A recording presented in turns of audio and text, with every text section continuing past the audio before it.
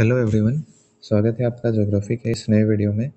आज के इस वीडियो में हम लोग जानेंगे रीजनल डेवलपमेंट इन इंडिया, यानी भारत में प्रादेशिक विकास, उसकी समस्याएं और संभावनाएं, यानी प्रॉब्लम्स भी जानेंगे और प्रॉस्पेक्ट्स भी जानेंगे। इसमें हम लोग ये जानेंगे कि रीजनल डेवलपमेंट होता क्या है, क्यों ज़रूरी है, इंडिया में रीजनल डेवलपमेंट क्या क्या प्रॉब्लम है और क्या संभावना हो सकता है, इसको जानेंगे। हम लोग जानते हैं भारत अपनी विविधता के लिए जाना जाता है। यहाँ पर प्राकृतिक, सांस्कृतिक और आर्थिक हर क्षेत्र भिन्न भिन्न है। यहाँ पे विकास की गति भी अलग अलग क्षेत्र में अलग है। कोई क्षेत्र अधिक विकसित है तो कोई कम विकसित है। इसी स्थिति को समझने के लिए और संतुलित विकास करने के लिए क्षेत्रीय विकास या रीजनल डेवलपमेंट ज़रूरी है। रीजनल डेवलपमेंट का मतलब होता है कि देश के सभी क्षेत्रों में संसाधन का संतुलित और सतत रूप से प्रयोग करना। किसी क्षेत्र का अगर विकास करना है, मतलब वहाँ के संसाधनों का सतत रूप से प्रयोग करना और वहाँ के लोगों को उसका फ़ायदा मिले, ये सब सुनिश्चित करना, ताकि विकास भी हो और जीवन स्तर में भी सुधार हो। ये क्षेत्रीय विकास का उद्देश्य रहता है। तो आप समझ गए होंगे क्षेत्रीय विकास क्या होता है। अब भारत के संदर्भ में देखते हैं क्षेत्रीय विकास की क्या क्या समस्याएं हैं, क्यों किसी क्षेत्र में अधिक विकास होता है तो किसी क्षेत्र में कम होता है। तो उनको प्रभावित करने वाली कुछ प्रमुख समस्याएं के बारे में हम लोग बात करते हैं। पहला है ऐतिहासिक कारण। ऐतिहासिक कारण मतलब हिस्टोरिकल टाइम से जो प्रॉब्लम रहा है वो। तो औपनिवेशिक काल में विकास केवल बंदरगाहों, नगरों का हुआ, जैसे मुंबई, कोलकाता, चेन्नई। औपनिवेशिक काल यानी अंग्रेज जब यहाँ पे शासन कर रहे थे, उस समय वो केवल उतने एरिया का ही डेवलपमेंट कर रहे थे जितना में उनको फ़ायदा हो रहा था। वैसे भी वो ट्रेडिंग कंपनी था, तो वो बंदरगाहों का विकास कर रहे थे, वैसे नगरों का विकास कर रहे थे जहाँ से व्यापार हो रहा था। मुंबई, कोलकाता, चेन्नई इसीलिए डेवलप था उस समय से। इस काल में बस उन क्षेत्रों का विकास हुआ जहाँ संसाधन हो, चाहे वो कच्चा माल हो, बाजार हो या कोई भी संसाधन हो, उसी क्षेत्र का विकास हुआ था। इसीलिए ऐतिहासिक कारण में हम लोग कह सकते हैं कि भारत में जो क्षेत्रीय विकास है वो अलग अलग रूप से अलग अलग जगह पे हुआ। दूसरा कारण या दूसरा समस्या ये है कि क्षेत्रीय दृष्टिकोण से प्राकृतिक संसाधन में भी असमानता है। भारत में संसाधन की असमान उपलब्धता है और क्षेत्रीय विषमता है, यानी भारत में जितने भी क्षेत्र हैं उसमें संसाधन एक समान रूप से उपलब्ध नहीं है। झारखंड में जहाँ भारत का सबसे ज़्यादा संसाधन है, वहीं दूसरे राज्य में बहुत कम संसाधन है, तो ये विषमता को दिखाता है। झारखंड, छत्तीसगढ़ जैसे राज्य खनिजों से भरे हैं, और लेकिन यहाँ पे जो गवर्नमेंटल लॉज है या फिर कह सकते हैं हम लोग यहाँ की जो सरकारी नीतियाँ हैं, वो सब यहाँ के विकास को भी सीमित की हुई है। यहाँ पे और विकास हो सकता है। तो प्राकृतिक संसाधन के आधार पर भी असमानता है विकास में। तीसरा हम लोग कह सकते हैं उद्योग और आर्थिक विकेंद्रीकरण, यानी कुछ एरिया ऐसे भी हैं जहाँ पे औद्योगिक विकास हुआ है और आर्थिक विकेंद्रीकरण हुआ है, जिसके कारण वो एरिया बाकी क्षेत्र से ज़्यादा डेवलप हो गए हैं। जैसे महाराष्ट्र, गुजरात, तमिलनाडु, ये सब राज्य उद्योगों के संकेंद्रण हैं, जबकि उत्तर भारत, पूर्वोत्तर में औद्योगिक पिछड़ापन है, जिसके कारण इन क्षेत्रों में पर कैपिटा इनकम, प्रति व्यक्ति आय, क्षेत्रीय आय में भिन्नता पाई जाती है। इस कारण भी विकास में ये समस्या है। चौथा हम लोग कह सकते हैं कि सामाजिक और सांस्कृतिक कारण। सामाजिक कारण में आ जाएगा जैसे शिक्षा की कमी। जो क्षेत्र दक्षिण की ओर है भारत में, वहाँ पे शिक्षा का अच्छा स्तर पाया जाता है, जबकि उत्तर भारत में कम शिक्षा का स्तर पाया जाता है। सांस्कृतिक रूप से अगर देखें तो जिन क्षेत्रों में रूढ़िवादी विचारधारा है, वहाँ पे विकास भी थोड़ा कम हुआ है, क्योंकि वो लोग ना तो टेक्नोलॉजी को एक्सेप्ट करना चाहते हैं जल्दी, और ना ही नए रिफॉर्म्स को। लैंगिक असमानता भी विकास को सीमित कर देती है। यानी ये रूढ़िवादी विचारधारा के अंतर्गत ही है। इसी में लैंगिक असमानता है कि महिला काम नहीं करेगी, पुरुष काम करेगा। ये सब के कारण भी विकास जो है वो बाधित होता है। अब आधी आबादी है महिलाएँ, उनको काम अगर नहीं देंगे तो कैसे किसी क्षेत्र का विकास हो सकता है? इसके बाद है प्रशासनिक और संस्थागत समस्याएँ। यानी प्रशासनिक रूप से और संस्थागत यानी कि हो गया कोई गवर्नमेंट का जो ऑर्गेनाइज़ेशन है, उसमें जो समस्या होती है। इसमें सबसे मेन समस्या क्या है? भ्रष्टाचार।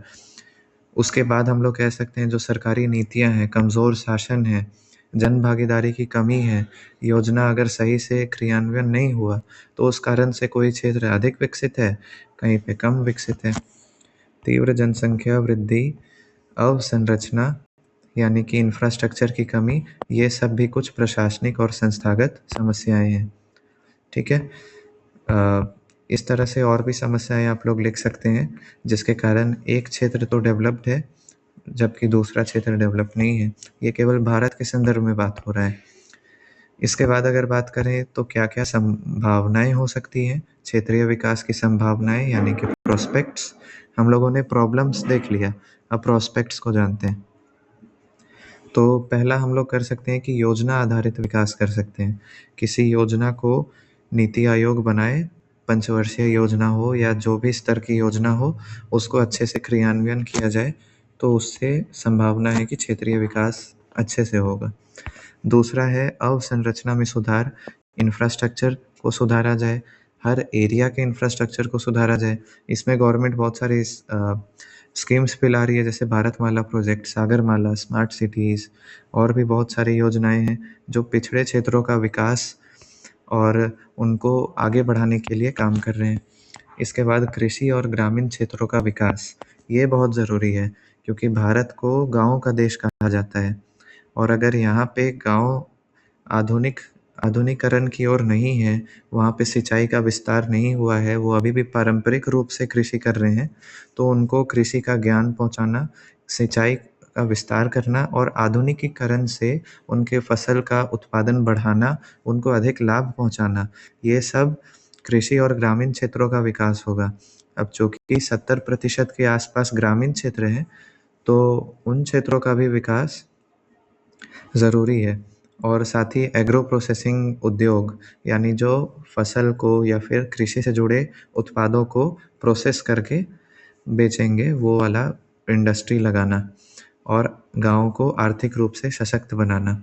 ये सब कुछ प्रोस्पेक्ट्स हो सकता है कि गाँव का विकास करना। उसके बाद क्या हो सकता है प्रोस्पेक्ट संभावना? तो क्षेत्रीय विकास को और अच्छे से करने के लिए हम लोग को शिक्षा स्तर में सुधार करना होगा, कौशल का विकास करना होगा, जिसके लिए गवर्नमेंट अभी बहुत सारा स्कीम्स लाया है, जैसे कि स्किल इंडिया हो गया, फिर शिक्षा के लिए एनईपी 2020 है। ये सब कुछ रिफॉर्म्स हैं जो इंडियन गवर्नमेंट अभी ला रही है, ताकि शिक्षा के स्तर को बढ़ाया जा सके और कौशल भी विकसित किया जा सके। फिर ग्रामीण विकास, अभी जैसे ऊपर बात किए थे कृषि का, वैसे ही गाँवों का भी विकास हो, वहाँ पे सारी सुविधाएँ मिले, डिजिटल इंडिया का सुविधा मिले, वहाँ पे आवास मिले लोगों को, हर घर में जल हो, ठीक है? उसके बाद जो काम नहीं कर पा रहे हैं, उनको रोज़गार मिले, तो विकसित भारत गारंटी फॉर रोज़गार एंड आजीविका मिशन, जो मनरेगा का दूसरा नाम है, उसको हम लोग लागू कर सकते हैं गाँव के विकास के लिए। फिर और संभावना ये है कि क्षेत्रीय नियोजन और विकेंद्रीकरण कर सकते हैं। यानी रीजनल प्लानिंग करने के लिए हम लोग सेंटर पे डिपेंडेंट ना होते हुए पंचायत स्तर पे, ग्राम सभा के स्तर पे बॉटम अप अप्रोच अपना के हम लोग उसका अगर करेंगे तो ये ज़्यादा अच्छा हम लोग को रिज़ल्ट देगा। लेकिन इसकी कुछ समस्याएँ भी हैं। संभावना तो है कि ये सब अगर किया जाए तो क्षेत्र का विकास होगा, लेकिन प्रॉब्लम भी है इसमें। हो सकता है कि कहीं की नीति और क्रियान्वयन में अंतर हो। कोई राज्य सरकार नीति को बहुत अच्छा लागू कर रहा है, कोई राज्य सरकार नहीं कर रहा है। किसी राज्य सरकार में भ्रष्टाचार ज़्यादा है, किसी में कम है। ये अंतर हो सकता है। दूसरा समस्या हो सकता है कि पर्यावरण का अगर संरक्षण ना किया जाए, ऐसा नियोजन बना दिया जाए जिससे वहाँ का पर्यावरण बहुत दूषित हो जाए, प्रदूषण फैल जाए, ये सब पर्यावरण को संकट करेगा। राजनीतिक हस्तक्षेप और परिवर्तन, यानी बहुत सारे राज्य ऐसे हैं जैसे कि झारखंड, यहाँ पे राजनीतिक परिवर्तन बहुत जल्दी-जल्दी हो जाता है। कोई 5 साल का टेन्योर अपना पूरा नहीं कर पा रहा है, तो कोई बीच में छोड़ दिया, ऐसा करके। तो ये सब जो है समस्या, ये विकास की संभावना आदि को सीमित कर देता है, उसको रोक देता है। तो ये संभावना में भी प्रॉब्लम है कुछ, वो बात की है। अब कंक्लूज़न जो आप लोग अपने शब्दों में लिख सकते हैं, जो आपको समझ में आया, इसको आप लोग ऐड कर सकते हैं कि समस्या केवल आर्थिक ही नहीं है, बल्कि सामाजिक, आर्थिक, संस्थागत सब तरह से समस्या है और इसका जो समाधान है, वो भारत की वर्तमान नीतियाँ कर रही हैं ताकि उसको संतुलित दिशा में आगे बढ़ाया जा सके और ऐसा नीति हम लोग को बनाना चाहिए जिसमें जन भागीदारी ज़्यादा से ज़्यादा हो और अगर बॉटम अप अप्रोच अपनाया जाएगा तो सक्सेस की ओर ज़्यादा हम लोग आगे बढ़ेंगे। बॉटम अप अप्रोच का मतलब हो गया गाँव से ऊपर की ओर, गाँव से जिला फिर उसके बाद ऊपर राज्य तक बात अगर पहुँचे कि हम लोग को इस चीज़ के बारे में नीति बनानी चाहिए तो ज़्यादा अच्छा रिजल्ट मिलेगा। तो आई होप आपको समझ में आया होगा कि भारत में जो क्षेत्रीय विकास है, उसकी क्या समस्याएँ हैं और क्या समाधान हो सकते हैं। धन्यवाद।